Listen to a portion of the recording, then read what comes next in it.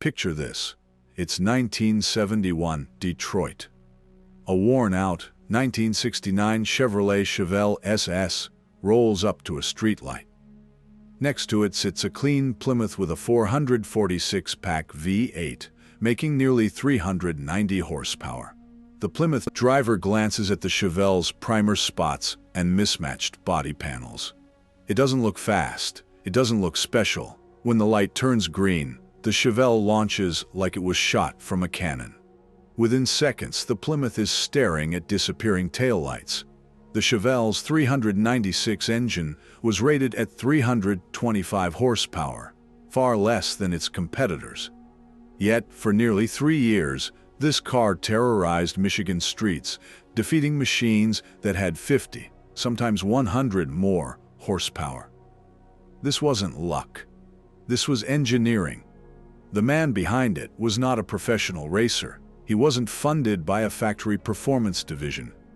He was a tool and die maker named Frank Moretti, working night shifts at a transmission plant while spending his free time in a small garage behind his Dearborn home. What Moretti discovered would later force automotive magazines to reconsider their testing methods and push engineers at major manufacturers to rethink airflow efficiency. Because Frank Moretti proved something many racers ignored. In drag racing, horsepower is not the final truth. Torque delivery is.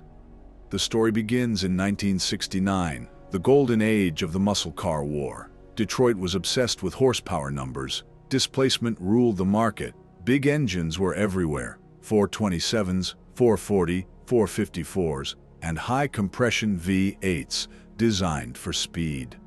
Among them was the 1969 Chevelle SS 396, offered in multiple performance variants. Most buyers chose the mid-range L34 version, producing around 350 horsepower. Frank Moretti bought his Marina Blue Chevelle, brand new, from a Michigan dealership. For 6 months, he drove it completely stock. Then he started studying it like an engineer studying a complex machine. Instead of adding headers or expensive performance parts, Frank focused on airflow physics. What he found was shocking. The stock intake manifold had a fundamental inefficiency. The intake runners were optimized for peak airflow around 6,500 revolutions per minute, but the hydraulic camshaft in the L34 engine stopped producing useful power around 5,500 revolutions per minute. The engine was breathing through ports it would never fully use. Even worse, turbulence formed at the carburetor-to-intake transition, reducing air velocity exactly in the street racing range, between 2,500 and 4,000 revolutions per minute. Frank realized most muscle cars were wasting nearly 30 to 40% of their mechanical energy before it reached the pavement. Instead of fighting physics, Frank decided to work with it. His first modification was counterintuitive. He reduced intake port volume by welding material into the heads and reshaping the short side radius. This actually lowered peak airflow slightly, but below 4,000 revolutions per minute, airflow velocity increased by nearly 15%. The engine became weaker at extreme revolutions per minute, but dramatically stronger in street racing conditions. Then came his most famous innovation. Inside the intake manifold, Frank installed what he called internal velocity stacks. These were carefully shaped aluminum tubes extending into each intake runner, resembling small, trumpet-shaped passages. The design eliminated plenum turbulence and increased air velocity by over 20%. The engine could not breathe as freely at 6,000 RPM anymore. But from idle to 5,000 RPM, performance was transformed. The third modification was gear multiplication optimization. Frank custom-machined transmission gears with ratios slightly different from stock. Combined with a 3.90 rear axle ratio, the setup kept engine speed between 3,000 and 4,200 revolutions per minute during acceleration. This placed the engine directly inside its strongest torquey band. Street racing is not about top speed.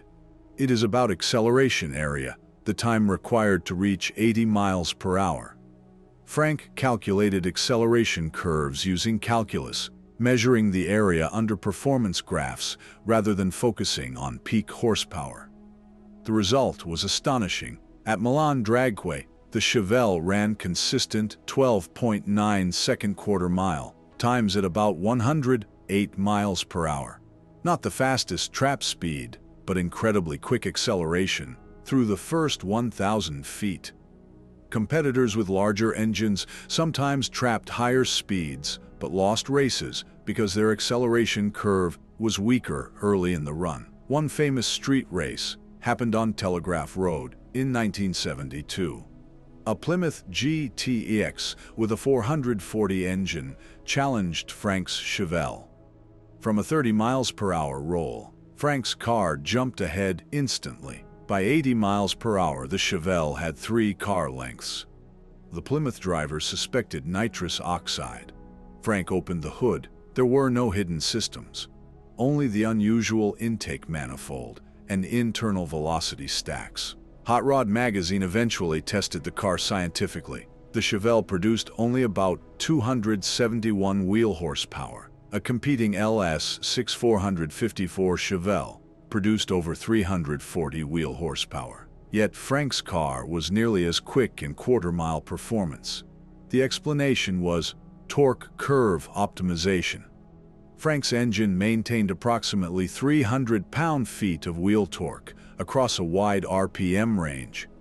The LS6 produced more peak torque, but in a narrow band. Frank prioritized average usable torque rather than peak numbers. By 1973, the muscle car era began fading. Insurance costs rose. Fuel prices increased. Emissions regulations forced compression ratios downward. Big horsepower engines slowly disappeared. Frank's Chevelle became something rare, proof that efficiency could outperform brute force. Later, he developed a ram air system inspired by aerospace fluid dynamics. It produced about 8 additional horsepower, not much alone, but meaningful combined with his other modifications. Frank continued racing until 1975.